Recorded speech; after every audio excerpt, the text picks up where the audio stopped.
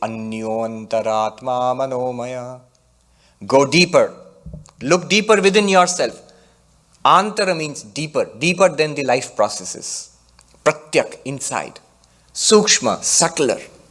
Vyapaka, more pervasive. What can be subtler and more interior to the life processes? Says the mind.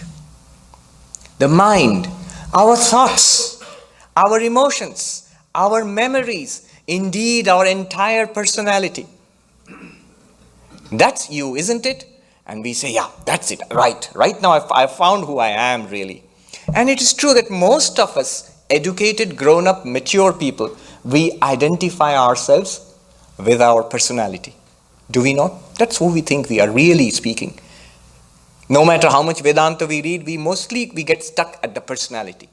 I am my likes and dislikes, my ideas, my thoughts, my memories, my identity, my feelings, my personality. It's who I am. Whenever the advertisements, they'll say, discover who you are. What they mean is your personality. It means the mind. The Upanishad says, just a minute, not so fast.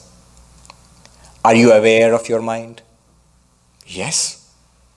When I am happy, I know that I am happy. When I am unhappy, I know that I am unhappy.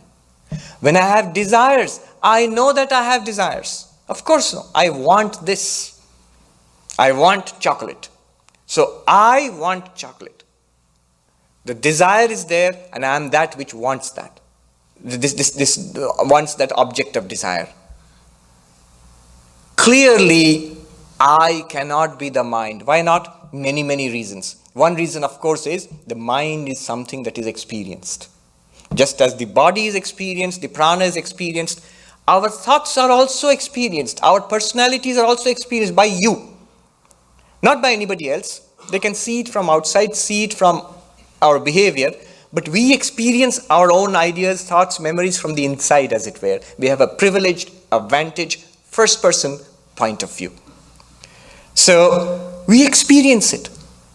If we experience it, then the mind also becomes drishyam, an object of knowledge, and I become the drashta, the seer of the mind. The mind becomes something changing, and of course the mind changes. Somebody said we have 16,000 thoughts in our waking day. Daytime, till we go to sleep, every day we have 16,000 approximately thoughts. Not different thoughts, mostly repetitive and mostly useless, but 16,000 thoughts. If they are not useless, we would be wiser than any Nobel Prize winner. But mostly they are repetitive patterns of thinking. But they are different thoughts. And I am the one to whom these thoughts come. I cannot be all of that. Desires. So many desires. And I am one. I, the desirer, if I may use such a word, am one. I don't think I am many. I am one unless I have a multiple personality disorder. But I think I am one person. But desires are many in number. I remember the first thing we learned in our economics class back in school. The first thing they taught us, I still remember. Human desires are infinite. Resources are limited. And thus is economics born. You studied economics? Any economics class, they'll start with that. Desires are infinite and resources are limited. And so economics comes up. Well, good for economics. But the point is, since desires are infinite, I don't think I am many in number. I'm just one. So how can I be my desires? They are known. They are there in the mind. They are there in the personality. But I am not that. In fact, it's very interesting that I am not the personality. I am not the mind either. The very word personality, it comes from the original Greek roots, the personae, where masks. The word personality means a mask. In Greek theater, it seems, the actors would come on stage, something like this, and there were no microphones at that time, so they had to sort of shout out their parts. And they would come with these big masks, which they would hold in front of themselves, and then they would play their roles. So those masks came to be called the personae.